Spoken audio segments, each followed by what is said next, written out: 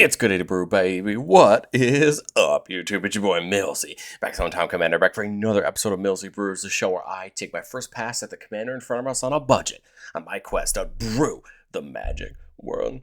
You know the motto, baby. It's ABB. Always be brewing. As we're back to do today. That deck list is going to be down in the description for you below. So I'd really appreciate if you could interact with the video, like, comment, subscribe, consider checking out those links in the description. I'd appreciate it. But today we are almost done finishing out our celebration of the Secret Scare Secret Lair.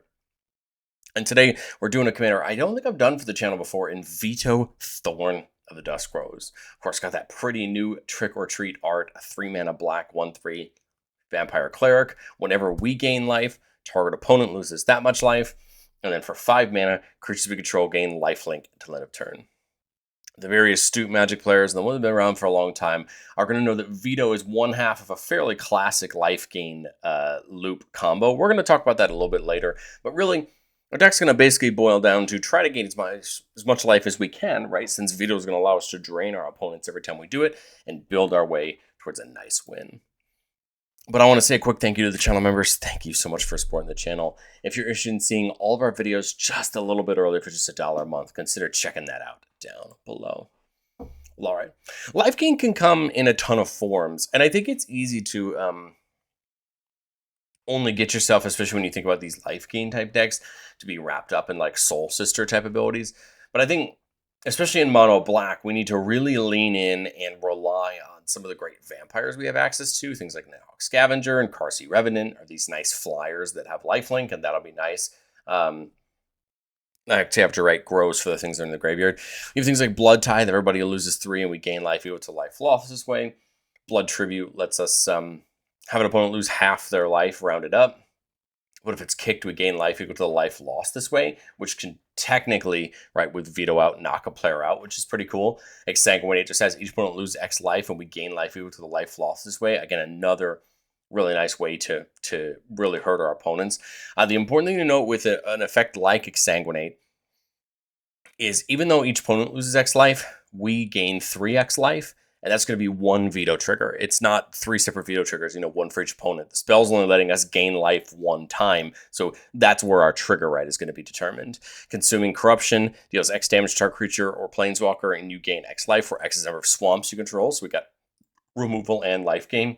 Crypt Incursion, exile all creature cards from a player's graveyard, gain 3 life for each card to exile this way. Really nice to maybe hurt an opponent, hurt a graveyard deck, and gain some life in the process. Erebos' Intervention lets us give a creature -X and gain X life.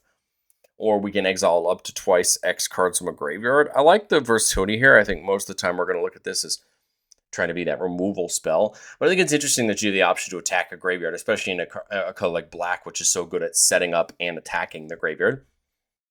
Tendrils of Corruption deals X damage to our creature and we gain X life, where X is never swamps you control. So you could see very similar, right, to the Consuming Corruption on the last slide in how it works, and that's some really nice removal for us. Bantu's Monument, having all of our black creature spells cost 1 less to cast, and then whenever we cast a creature spell, everybody loses 1 and we gain 1. Mask of Gristlebrand gives a creature flying and lifelink. Again, kind of nice for Vito if we want to, or if we want to put it on a key creature that doesn't have flying or lifelink. And then whenever the creature dies, we can pay X to draw X, where X is its power, which isn't a terrible ability. It can be actually kind of useful to, get through a couple cards if we need. Staff of the Death Magus, whenever we cast a black spell or a swamp comes under our control, we gain a life. Whip of Erebos is going to give all of our creatures lifelink. Again, more Vito triggers. Eternal Thirst gives a creature lifelink, and then whenever a creature an opponent controls dies, you put a counter on this creature so it can grow a little bit. And then Exquisite Blood, whenever an opponent loses life, you gain that much life. This is basically one of the other halves of our combo, but again, we'll talk about that in a second. But it's important to know that the point of Exquisite Blood, specifically in this context, is that basically whenever we're dealing damage to our opponents, we're gaining life, right? So obviously with Vito out, that'll trigger the combo we'll talk about in a second. But if it's not out, this is just netting us life for doing the damage we already want to do anyway. Well, how do we make gaining life matter? Well, we have effects like Defiant Bloodlord and Enduring Tenacity that are just extra copies of Vito. Each of them say whenever we gain life, target opponent loses that much life. So again, there you go. We can have multiple of these abilities. Or more ways to really trigger this nice combo. And then Marauding Blight Priest, whenever you gain life, each opponent loses a life. So again, here now we're just punishing every opponent for whenever we gain life. Same thing with Starscape Cleric, although we do have the option to offspring it. So for 5 mana, we can get 2 copies of them. Whenever you gain life, each opponent loses a life. Vanewish Coven says whenever we gain life, we can pay a black and bring a creature from our graveyard back to our hand. This is a great ability, getting our key creatures back if we can. Sanguine Bond, whenever we gain life, target opponent loses that much life. There's Vito's effect, right, but on an enchantment.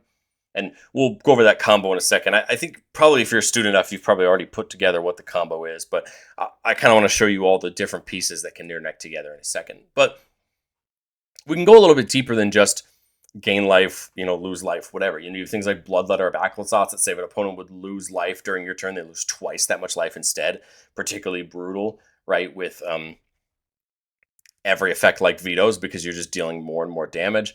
Aetherflux Reservoir gains us a life for each spell we've cast this turn whenever we cast a spell. And for a big 50 life, we can deal 50 damage to any target. A nice way to laser beam somebody out of the game.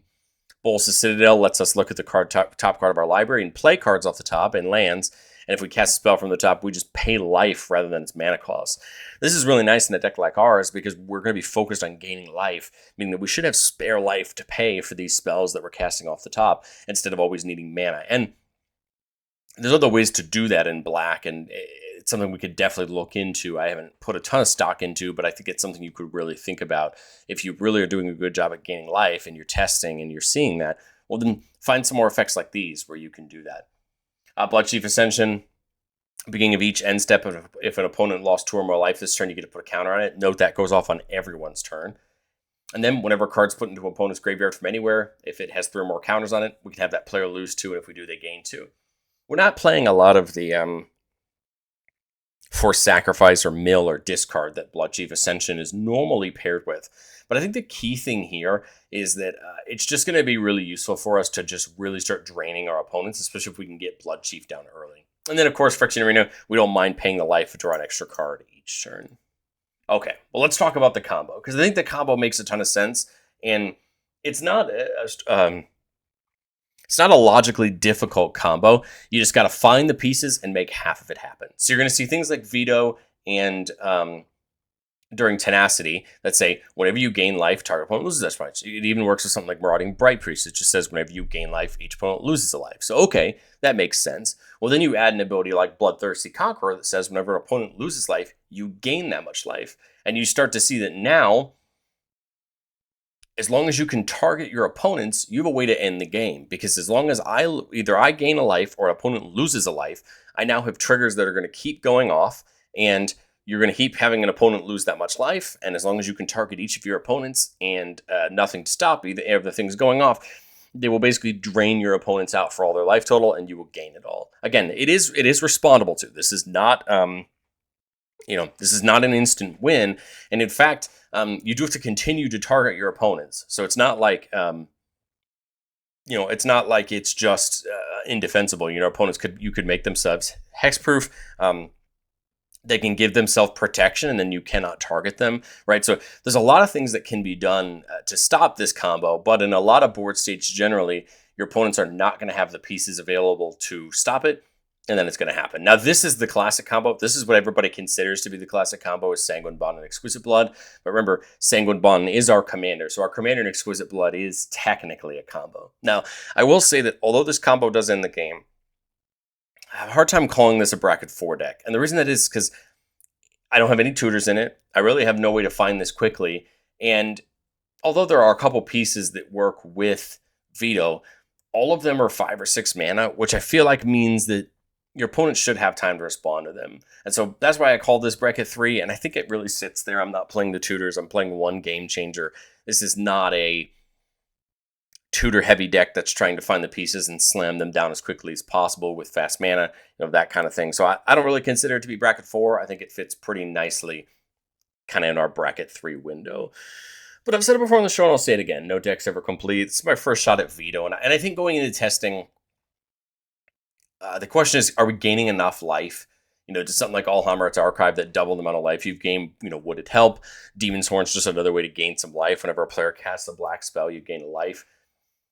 I'm inclined to believe that I think Lifelink would make more sense. I really like prioritizing creatures with lifelink, especially flyers, because then you have a better chance of getting in and gaining life. You also have the idea of something like Crypt Gas, which just doubles up your black mana, which makes a ton of sense. I have Cabal Coffers in the deck because we're playing a lot of a lot of swamps, and I'm also playing Cabal Stronghold as well. But you could think about playing Urborg and kind of going into more of those swamp mana combos if you want to. We're not looking into it a ton, but the options are there, right, in mono black if that's what you want to do. Let's do what we love to do on the channel the most and get into our playtest. Remember, the goal of playtest in our channel is not to find magical Christmas land. It's not just to show off all our best plays, but to get in some gameplay scenarios and kind of understand what are we looking at and how we're going to set our hands up. So here we got a nice gift of a 4-lander in black. That's not always going to happen. We see Drana, a nice vampire that puts counters on each of our other attacking creatures. You see Sanctum Seeker. Whenever our vampire we control attacks, each opponent loses one, we gain one. A lot of the creatures in our deck are vampires, so we can take advantage of some of this nice mono black, vampire support. And then there's Sign of Blood, which can help us draw some more cards. So I was gonna say we don't have anything completely obvious, right? It's not like we're have a piece of the combo in our hand and we're just waiting to get there. I don't want to Sign on Blood or Night Swift for this turn because I'm going to end up having to pitch a card, and I really don't want to just give a card away for no reason. So I think I'll go with Drana here. There we see Nighthawk Scavenger. I don't even mind that. It's only a 1/3 right now, but it could be a nice thing to start growing, right, because of Vito. Now, Vito could come out, but the truth is I just don't know that Vito's going to do me any good at the moment. So Drana would have attacked last turn. Just put a counter on itself, right? Because Nighthawk Scavenger couldn't attack. Now, this turn we have a couple options. We could go with Sanctum Seeker, and since we know we're going to attack with 2 vampires, we could start draining out some life. We could just go for Vito and like a Night's Whisper. I think that's a pretty interesting option. That would also put a card type in the graveyard for Scavenger, so maybe that makes the most sense. So I'm blow to draw 2. We're going to lose 2, but that's okay. So here we go. We see Cabal Stronghold. Again, 3 to add a black for each swamp you control. So we can eventually start getting more of them that way. And then there's the Bonto Monument. So again, you'll attack here. Both are going to end up getting a counter. And then Vito will end up having somebody to lose to because, the Scavenger had 3 for its power. 2 base because of the one in the graveyard and then the counter. And then now, ideally you want to start hitting into these combo pieces. But I mean, 6 mana, Night's Whisper could make some sense. Start digging to see what we have access to. Well, there's the Tenacity, another copy of Vito's effect, which couldn't be a bad thing since we already have vampires in the air. Henrika on the backside turns into a nice 3/4 lifelinker that can give every creature we control flying, Death Touch, or lifelink. Gives every creature that has flying, Death Touch, or lifelink +1/+0 on a turn on the backside. I mean, Henrika's not a bad attacker. Again, we've got 4 mana left. Sanctum Seeker could be nice this turn if we attacked with all 3 of these. You'd technically get 3 life for each of your opponents, and we'd gain 3 back and have 3 triggers to stack out. Also, Vito would get that counter from Drana, making it a little bit less tough or less bad of an attacker for us. We could get out the Tenacity and just try to get some more life gain back. I'm just trying to think what makes the most sense. I think it's the Seeker. Because then Drana still attacks. It hits first, getting a counter. You've still got a 4 here that you're gaining life off of. So that'd be another trigger of 4. But then again, you're getting each trigger of all the vampires getting in. And then, now as we come back to our turn, if I do this, I get 3 for 6, right? So I'm at 9 mana, which is pretty nice, or it can really help us go deep. I mean, you could go Bonto. That would be 3, 6, 9 right there. Could use the Crypt to go after somebody's graveyard, but I think I like the Bonto into Henrika and the Tenacity. So each of those is going to cause a ping. I think we probably do Tenacity first now that I think about it, because then on the second pings with Monument, you get extra triggers for Vito. Henrika says at the beginning of combat, you could choose one. Everybody sacks a creature, we draw a card and lose a life, or we flip it over. And then note it does get better on the backside. So I think I would probably draw a card and lose a life, just to see if we can dig into something deeper. And then again, these 4 attack, because they're the only 4 that can attack. Sanctum Seeker is going to, again, have 4 triggers go off. You're going to get 8 of Vito's triggers, right? 4 from Vito and 4 from the Tenacity, right? So now you're really starting to get these single targets go off. Scavenger, right? Hitting and you gaining life is going to go off twice, right? Because of Tenacity and Vito. And so you can start to see where, like, getting these effects in together are great. If our board survives, I mean, I'd love to try to dig, right, for another piece. But also next turn, we could just give all our creatures lifelink and just get a bunch of damage in, use Defile and Crypt Incursion for some more and just try to put some more big damage on the board. Like I said, we didn't see the combo, but I think you could see where, like, seeing another copy of Vito's effect could be so beneficial, and why, even at minimum, if you can just see those, it's so useful. So here in Playtest 2, we got a 3-lander, but we do see Cabal Coffers, so 4-lander. Note the Cabal Coffers doesn't tap for mana itself, but you can pay 2 into it to add a black for each swamp you control. So the more swamps, the better, right? Kind of like that Cabal Stronghold. And we see Moral to Folly, which we can sack to bring a creature card from our graveyard back to our hand. We see Dark Ritual, good way to get some extra black mana on a turn. Gifted Aetherborn, Death Touch, Lifelink. And then we see Crick. We can pay those Phyrexian mana symbols for 2 life instead of a black if we want to. So it could just come down for 4 mana. And then for each black in any spell's cost, we can pay 2 life instead. Very interesting, right? Especially if we're gaining a bunch of life. It has lifelink, and then whenever we cast a black spell, Crick grows. So this is a very interesting start to that. I think I'll get the Folly in just to be safe. There's the Bloodlord, another way to pay off Vito's effect. It's the Aetherborn. Ooh, there's Pristine Talisman. Whenever you tap it, you gain a life. So if I Dark Ritual, that's 5 mana total. I could get like Pristine Talisman plus Vito down. Or I could do that plus Crick, right? Pay the 6 life, get Crick in. Because Crick's one of those things that can really start growing and becoming a real benefit, especially with it having lifelink. I don't mind that play. You pay the 6 life, but I think it's worth it because now on future turns, you could play the Talisman.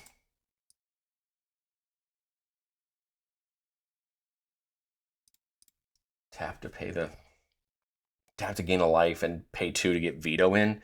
And then now, Crick and this could attack. You've gained some life, potentially get some back from Vito. Cabal's now getting me 3, 4. Oh, and there's the Exquisite Blood.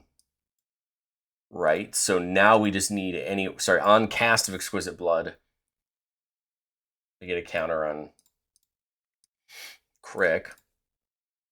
Oh, and then we just tap the Talisman, right? That would gain us a life and start the loop. So we could actually technically hold this up and do it at instant speed, right?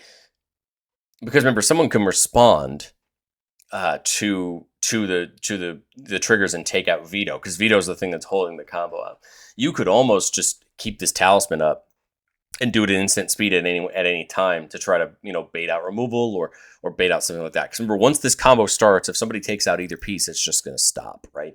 So it's important to kind of know what you're looking for. Here we lucked our way into the Exquisite Blood, but that is going to happen. I mean, it happened on turn 5 because we had a Dark Ritual. I mean, if we didn't have a Dark Ritual, this was going to be what?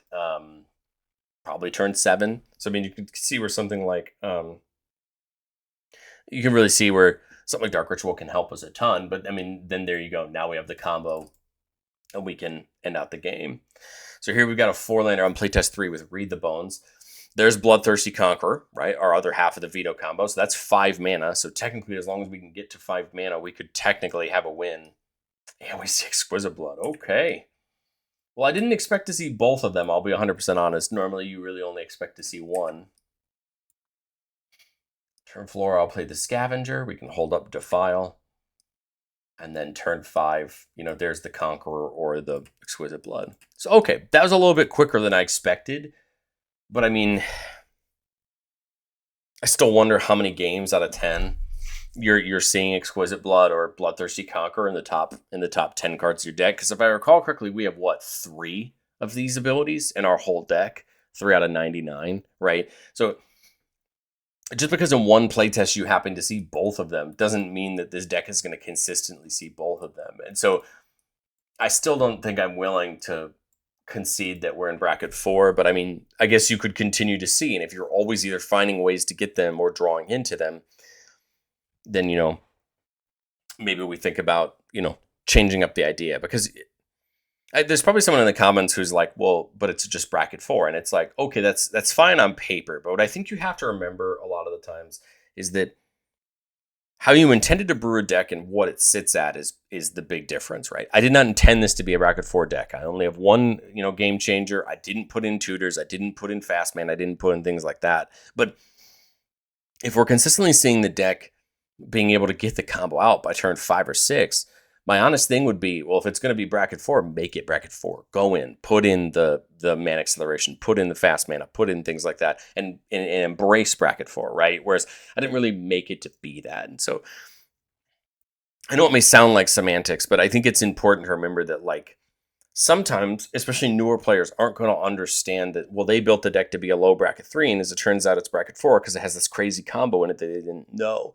And I don't think it makes sense to take out the combo because it's what Vito wants to do, but maybe it's something where as you iterate and as you test, you realize, oh, okay, this is a little bit quicker than I'm seeing it way too often, or I'm drawing into it way too often. And then maybe we need to make that call. Do we take the draw out? Which doesn't make much sense. Do we add, stuff in to make it more firmly bracket 4? I think that's the call you have to make on your own on what you think. Here we got a 3-lander with Aetherflux Reservoir. We see that Tendrils got a medallion to reduce the cost of our spells, and we see Defile for some removal. So there's Bloodletter. We like seeing that. Bloodletter is one of those cards that can really help us out. We can hold up. We could put the Eternal Thirst if we want on there. I don't even mind putting it on Bloodletter if you want to do that. Bloodletter is a little bit better of an attacker, right, being in the air. Remember, it's only 1 because of the medallion. And then now, we're going to be gaining some nice life off of Bloodletter. Note that the ability off of Bloodletter for your opponent to lose life, twice that much life, the way that's going to interact with Lifelink is that Lifelink is only based on the amount of damage you do, whereas I think that Bloodletter is a replacement effect on the back end. So if it attacked for 2, I think I'd only gain 2 off the Lifelink. I don't think I'd gain 4. That's actually a really good thing I need to look up. If somebody wants to do it and let me know down in the comments, I'll look it up and see if I can pin a comment. But I think this only gives me 2 life gain instead of 4. But I could be wrong. Well, I guess damage does cost also. I'll have to look that one up. That'd be something that'd be interesting to me, and we can figure that out on the back end. I'd go with the Reservoir. The Tendrils isn't bad either. I thought with the Reservoir just then is that you get it down, and you could start gaining some, we're going to gain some life this turn off of the Bloodletter. We're holding up Defile for some removal. -1 for each swamp you control is 4 at the moment, so we can definitely get that up. All right, well, there's the Tenacity, right? Tenacity is going to help, especially as we're doing that. It's going to also just allow our opponents to lose more life, right, off of our Vito and Tenacity triggers. And then we still have up Defile.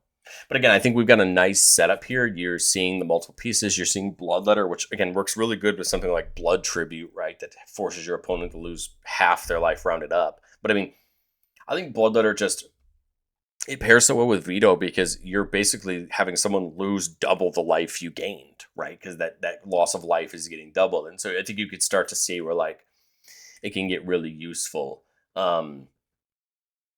And I think you could start to see it really pair up. The other important thing about Bloodletter, getting the Eternal Thirst is then you have more chances to gain life a turn, right? Actually, Tenacity would have gained us a life off the Reservoir. But either way, I mean, I think you could just start to see some of these pieces, right, can really come together and make a nice setup for you. But I'd love to know, what do you think of Vito down in the comment section below? Do you have a Vito deck? I'd love to see what you think about mine. I'd love to look at your list, and I will catch you on the next.